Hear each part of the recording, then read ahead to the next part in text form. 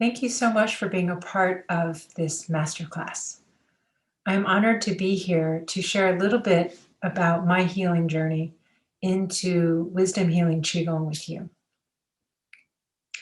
When I met Master Mingtong back in 2013, my health was in a really brittle place. I had conditions like chronic fatigue syndrome, dysautonomia, which is where the autonomic nervous system is in complete disarray. So I had symptoms like chronic vertigo, always feeling like I was on the verge of passing out. I had fibromyalgia, an autoimmune thyroid condition, you name it, just lots of conditions that go together when things become chronic and complex. I had two young children at home, a very active husband. My relationship was really strained, and I had taken a 2-year medical leave from work. Now, my work was in medicine. I was trained as an internist, a specialist in chronic conditions, and yet I had conditions I didn't know how to treat, and specialists didn't know how to treat. To say that I was not optimistic about wisdom healing Qigong having an effect on my health is a really big understatement. I knew the prognoses of my conditions, and they were not good. And I had also tried so many different other modalities, and I had, at this point, really reached the point of hope fatigue. I just got tired of trying, I got tired of hoping. And yet, life continued. My children needed me. I was desperate, so I tried. I began practicing largely from my couch and from the bed, and started with 15 minutes a day, twice a day, whatever it was that I could do. And a lot of Master Ming Tong's teachings began to resonate with me. So it wasn't just the practice itself, it was also the wisdom teachings. And I began to, in addition to being more in my body, I began to relate to healing in a new way. These were certainly things that I had not learned in medical school. I didn't know the difference between treating and healing. I didn't know that self empowerment was so important in this healing journey. So I began initially noticing that small but significant symptoms were shifting. Like I didn't have to get up as often in the middle of the night to urinate. There was a more of a stability to my days as opposed to just complete erratic symptoms. After some months of practicing, by this point I had gone gradually from 15 minutes twice a day to 30 minutes a day to 45 minutes a day. And I remember one moment where I practiced for 45 minutes, the entire thing, with my eyes closed.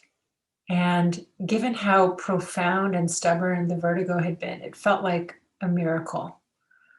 This kept me motivated. I kept practicing. I continued to deepen into the theory of wisdom healing Qigong as well. And after some time, I completely reclaimed my life.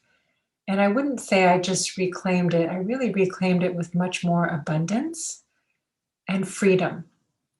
I wasn't just living my life again externally, but internally, I felt this freedom. Not to say that I don't feel fear anymore. I still feel it, but it doesn't dictate my life. And there's a shift between fear to from fear to carefulness, to caution, how to shift from being reactive to responsive. And I would say, from a pragmatic standpoint, what it really was I shifted from being transactional. You know, I will practice in order to feel better in order for X, Y, and Z to go away, to really transformational. There was a complete system that was offered through Wisdom Healing Qigong that was beyond an exercise. It's beyond a mind-body practice. It's beyond integrative medicine and into something that I call integrated medicine or integral medicine. It's integral, it's essential to my life now. Master Mingtong often talks about Wisdom Healing Qigong leading to an upgrade in operating systems. So not only were the benefits physical with my health, but there was a noticeable upgrade in consciousness and awareness in general to subtle energies, to subtle sensations, both within me and around me. So, you know, from the outside, people would say, "Oh, you're very intuitive." I think that was just a side effect of the continued practice. With my work, I have noticed also that I tend to take on less energy that's not mine. So energies that are my patients that aren't mine. And when I do take on grief, when I do experience stress, I have tools now. I have a practice to release that, to transform it. So it really opens up much more space for compassion. I think I'm a much better doctor because of it. And I now prescribe Wisdom Healing Qigong to all of my patients. With my other relationships as well, because I am different, my relationships are necessarily different as well.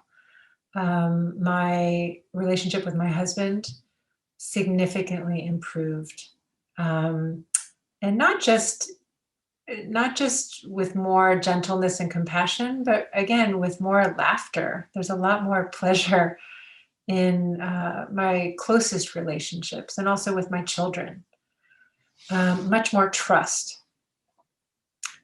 So as far as Wisdom Healing Qigong online programs, as I mentioned earlier, I began my practice with the online programs solely for years. It wasn't until a few years later that I attended a workshop series that was local. And then some years after that I attended my first retreat.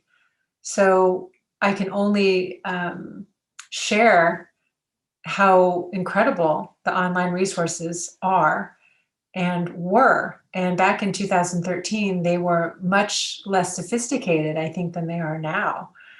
But even then, what I appreciated was the capacity to pace myself, and also having support that was there when and if I needed it. Now, mine is just one story in the global web of Wisdom Healing Qigong practitioners. And I invite you, I dare you actually, to join us in the journey of awakening and healing together. Thank you.